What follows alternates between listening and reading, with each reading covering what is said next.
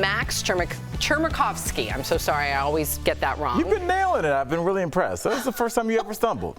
Give yourself some props. Look at you two. Really, every time it comes up on the prompter, I'm like, I don't know how to say that. So, yeah. Well, Max safely made it back to the U.S. after his escape from a war-torn Ukraine. Max had an emotional reunion with his wife, Peta, at LAX yesterday. The two held each other for a long time, and Max even went back in for another kiss and hug. He told ET's Kevin Frazier how much he appreciates peace now because of what he just experienced. Erica? Yeah. There is a conversation that's happening about Max right now that I'm very uncomfortable with. And I'm just going to put this out here, and I know that I might get backlash for it. That's fine, but I'm being super honest. If something were to go down in this country, I am not going to be the very first to volunteer to be on the front lines. I'm just going to be honest about that. So I am not going to judge someone for making the decision to leave and reunite with their family. But there's a lot of judgment about Max right now on social media, and I question if the same people who are putting that responsibility and judgment on his shoulders would be the first people to volunteer and be on the front lines, because that I can respect. But I'm fairly certain that most of those people don't fit into that category, so therefore his individual choice should be respected. It's just a very uncomfortable conversation for me. I mean, Eric, since you're being honest, I'll be honest too. I was one of those people that at first questioned this, and you know, because we look and we're saying anybody that can fight should fight.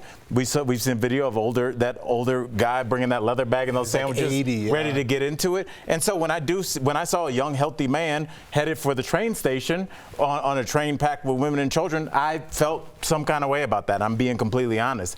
And then I did the kind of the work that you were just talking about. I was like, well, what would I do if I was looking at my 3 kids and saying, you know, you're probably never going to see me again?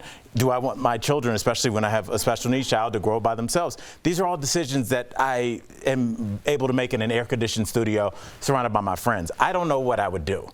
So I really question myself for questioning him. But I mean, the optics didn't look great. But then when you stop and think about it and go, right, if you scratch underneath the surface, you realize there's a human being with all these things underneath, Jeff. And that's what makes you a hero, right? You can't just, oh, I'm going to be a hero today. That Vasily Lomachenko going back in when he's at the top of his boxing game to fight, it's a special person. That's a hero. But you shouldn't shame anybody, right? Unless you are that person going back in. There's a lot of tough guys on the internet, and all of them be like, oh yeah, I'm down to fight for my country. But when the rubber hits the road, like you said, where are you going to be? Even if a fight broke out in front of those people, where are you going to be? You're heading for the door. So don't tell me about leaving your family and going to fight for your country, because you don't have that in you. You mentioned leaving your family. Right. He is a 5-year-old.